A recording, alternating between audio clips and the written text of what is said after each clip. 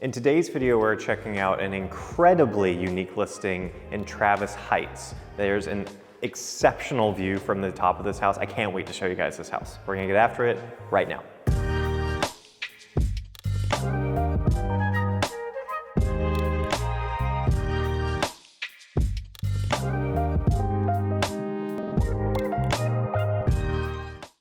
Hey, Daniel here, your local Austin area real estate expert. If you're thinking of making a move to the greater Austin area, be sure to subscribe to the channel so you can stay up to date on the latest real estate news. You know, I was a band director for 10 years before I jumped into real estate, and I found that a lot of the skills and values that were important to me then are still important to me and are helping me a lot now as a realtor. Honesty, effective communication, hard work ethic, and truly caring about other people's goals and helping them achieve them is still really important to me. So it doesn't matter if you're looking to move in 9 days or 90 days. You can give me a call, shoot me a text, send me an email, or schedule a Zoom call. Love to help you and your family find a great home in the greater Austin area. All of that contact info can be found in the description below. So where we are today is Travis Heights. Travis Heights is just south of Lady Bird Lake, west of I-35. The tax rate here is 1.98%, and there is no HOA. As far as we'll throw on the screen here, just kind of looking at the current market in the subdivision, this is typically something I would share with people who are looking to sell in Travis Heights, but it's great, you know, if you're looking to buy, to have this information too. So average days on market in the past 12 months is 125 days, pretty high. Average close price for this neighborhood is 1.294 million. You can see the odds of selling right now, it's under 50%. Right now it's at 44%. So it's definitely a buyer's market, even in this price range. Buying pattern at the bottom here is really interesting. Typically you'll see a couple months that stand out. For Travis Heights, it's pretty much the same through the entire year. 1 to 2 sales every single month. There aren't really any hot or cold months. And then looking at the last page here, how you read this graph is you look at the square footage of the property and you draw a vertical line up, and that gives you an estimate for fair market value. Now that's not taking into full account all the different features that some homes have. The home we're checking out today has the best view I've ever seen from a house. That's not a joke, it's incredible. So that's not going to be taken into account when you're looking at just square footage, but this gives you a general rough idea. And to give you a sense of it, the house we're looking at today is 4,117 square feet. And so that's why this graph doesn't even go up to that height, but this listing is so high for so many historic reasons, it doesn't quite fit this. But in general, you can kind of get a sense of, if you're looking at Travis Heights, this is the fair market value based on square footage. And then finally, before we tour the home, I do want to talk about the recently closed sales in Travis Heights. Look at my notes here, just to kind of give you a sense of what the current market looks like. So we've had 9 homes sell here in the past 6 months. Average price per square foot was $584.18 per square foot. Average price, closed price, is $1.216 million. And the median days on market is 80 days on market. The last thing I'll say is the average sale to list price is, I think it was 5.6%. Sorry, I'm gonna look at my notes. It's on the back of the page. Yep, 5.6%. What that means is when you're looking at the listing price, the average that was accepted was 5.6% lower than the listing price. So figure out what 5.6% is lower than, and then that's a fair market value offer to put in. You know, we're seeing those getting accepted right now in Travis Heights. Cool, all right, those are all the numbers. Now let's check out this house. All right, so quick numbers for this one, but the numbers aren't going to give you the full picture. This is a 4,117 square foot home. I'm gonna get out of the sun. It's listed at 3.4 million. It is a 3-bed, 3-bathroom, 2-story house, and we are on half an acre, okay? Now this was built in 1934, and that puts the price per square foot quite a bit higher than the average of this neighborhood at $825 per square foot. The reason is it's a historical landmark, and so it's going to be better for you and for me if I just kind of read the plaque they have up here and get the full picture. So this is what you see as soon as you walk in. But we have built in 1934 for Louis Reuter and his wife. This house offered a spectacular view of the city, still does. Reuter worked as a grocer in his native San Antonio until 1918. When he came to Austin, opened a self-service grocery store, an innovation for its time. The rambling 1- and 2-story stone veneer home reflects influences of the Spanish colonial revival style and features cast stone details and a red barrel tile roof. So this home it felt Honestly, I was surprised that I was allowed to just walk in here unassisted. There was a lot of items that I was like, I don't want to touch or break anything. It all feels super, super historic. And definitely get to the end of this video because the view from the top it makes it worth this and so much more. It's incredible. So, all right, I'll pan around so you can kind of see what we're looking at. So we have this very large stone driveway here. To the left, I believe this is a guest house. I can't get access to it. I peered through the window, but we have a full bathroom in there. We have kind of a living area. So guest house slash Airbnb. I'm not sure how you'd want to use that space. I will also say, as we're walking up, in the listing agent had put that they have had an architect come out and draw up what it would look like to add a pool house, add a pool. I think the guest house isn't fully complete, so what you would need to do to renovate that, to make it more of a modern compound vibe.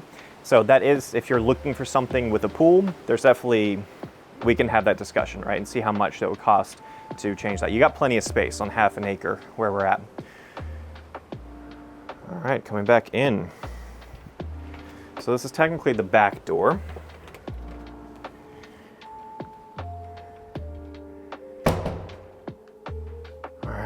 Let's go left. So beautiful, just little things like this all the way throughout that I'm so curious. I'd want to walk through here again with the owner to really appreciate every little detail. There's actually something, let me pull it out real quick. There's something I read where it has some UT. Let's look at my notes here.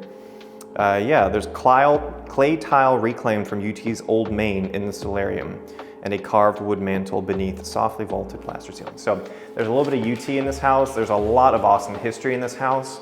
So I'm really excited to give you all this tour. Right now we're in the kitchen, very loud, pretty large commercial fridge right there. Again, it's one of those things where in a normal house I'd go, why'd they put this old table here? It's in the way, but I'm sure there's a very big historical reason why this is in the house, so I'm not going to touch it. Interesting design with the back tile. It's such a unique property.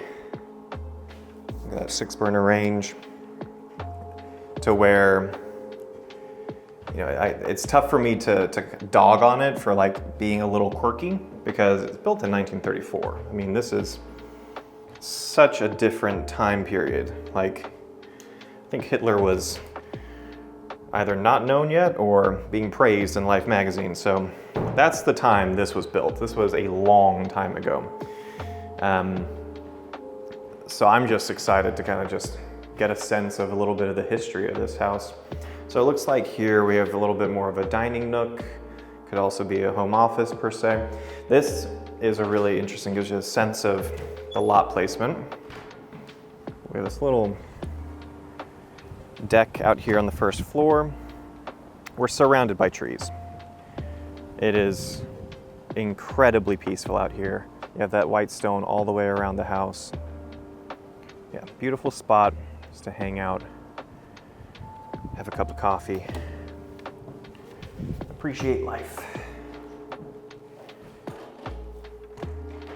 Even that door, it seems like a very tight, skinny door, and the handles are old, and I'm like being very careful to not break anything. We have really interesting tile flooring here. This is this would be the dining area, massive dining area, really, really wide. Beautiful pillars. Again, I'm sure there's some historical reason that's there. I don't want to touch it.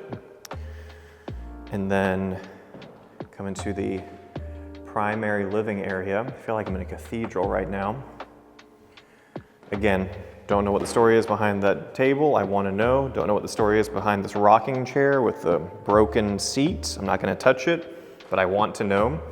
Beautiful, I mean, everything's just beautiful, right? There's a wood-burning fireplace, and then some built-in shelves on the side. And then you can see all the vents are in the floor throughout the house.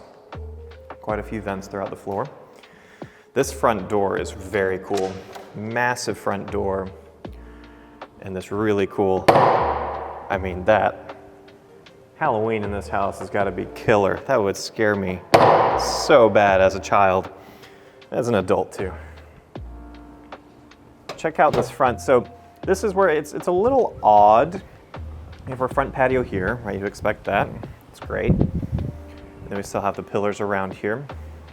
It's a little odd here. I'd want to know more about what's going on, because if you see, we have just a bunch of steps leading down to here, but then that just goes into someone's backyard. And then there's a street back there. So I'm assuming when they first built it, this led all the way down to that street. Since then they've built. I'm wondering if that's an easement and we have a path that we can still walk as part of this residence. I'm not sure. I do love the tiered levels of kind of garden area here. So you have space for gardening if that is important to you. I won't stay outside too long, y'all. I know it's pretty windy. It's a beautiful stone path. And this just curls around to where I parked the car. So right here, right, you can see that's where the front of the house was. Looks like we have some lighting too. I'm sure this place is magical at night. Beautiful mature trees all the way throughout. All right, let's check out the rest of the downstairs and then get upstairs, because that's really, I'm gonna be honest, when I was walking through downstairs, turning the lights on before I hit record, I was like, okay, it's historic, it's interesting. I don't know if I'd spend money to live here.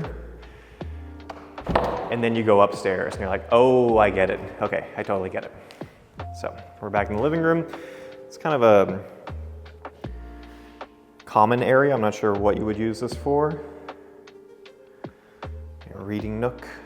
Interesting flooring here. And then 2 steps to get to this room. So you do have a bedroom on the first floor. No carpet throughout. Blast from the past with this bathroom. So we have a bathtub. Even the bathtub's painted pink. Yep, not my favorite bathroom, but again, it's an old house. I'm gonna give it some leeway. Not a big fan of 2 steps. Walking out, I know I would trip over those. All right, let's head upstairs. Cool little spots like this. Beautiful design, that tile, that mosaic.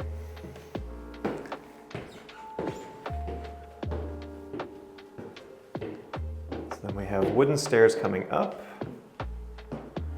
Get a little bit better view of the front of the house, or the back of the house, I should say, where the driveway is. That's the most important part. We're gonna do that last so you can appreciate that. But we have bathroom and 2 bedrooms. Up here is the first bedroom. Massive bedroom space. Kind of up to you if you want to use it as a bedroom or not. And then it continues to nothing but windows. Now they have the shades down, but it's mainly just trees that we're not getting able to see right now. And you can see you can hand crank the windows to fully open them. Beautiful spot for reading, maybe an office space. And then here is the second bathroom. Much bigger. I think this is actually a little bit nicer. Actually, quite a bit nicer than the previous bathroom. Quite a bit bigger, and you get the walk-in shower, which is important to me. Then I would, any other house, I would say, okay, the primary is the one downstairs. This would be the bedroom I would want to sleep in. So, pretty good sized bedroom, but you can see, even with my camera zoomed out a lot, the entire skyline right there. And that's with the camera zoomed out a lot. Standing here, it looks like I could touch it. I would probably, I don't know if it works for feng shui, I'd probably put my bed over here so that I can just wake up, look over, and just see the skyline. Or I'm going to sleep, see the skyline. That's an incredible view. I was so shocked to see this. And again, this is zoomed out. I'm telling y'all, you have to be here in person. You can see every detail. And then the best part is you don't have to be this far away from it. So they have this little built-out deck on top of the roof. So beautiful tile throughout. That looks like it should be replaced. But then look at this, y'all. That is crazy. I'll unzoom so you can really appreciate it. I'm sure at night this is incredible. I probably trim right a little bit of the tree there, a little bit of the tree up there. But that's it. I mean, nothing's ever gonna block that view. And so this makes it worth the money they're asking. There's obviously the historic value of it too. And if you've lived in Austin your whole life, or you have strong ties to UT, maybe there's a big reason for you that you would want to own this piece of history, but that view for me is just unbeatable. It is so cool. And just imagine every evening, that's the sunset, right? The sun is setting there. So you're getting to just watch the sunset behind the skyline. It's incredible. So big fan of this property, super unique. Definitely reach out to me if you want to schedule a tour of this one. I want to schedule another tour with you. Like let's dig in, find all the history for this one. But regardless, if this is fitting all the features you're wanting in your next house or not, you can always give me a call, shoot me a text, send me an email, or schedule a Zoom call if you are considering buying or selling property in the greater Austin area. I really love my job. I love helping people find a place to call home, find something that is unique, which you can find so many unique little properties like this as we get closer to downtown Austin. So if you are looking in downtown, up north, Round Rock, down south, San Marcos, I work the greater Austin area. I'd love to help you and your family find a great home and a great deal that fits your budget and your lifestyle.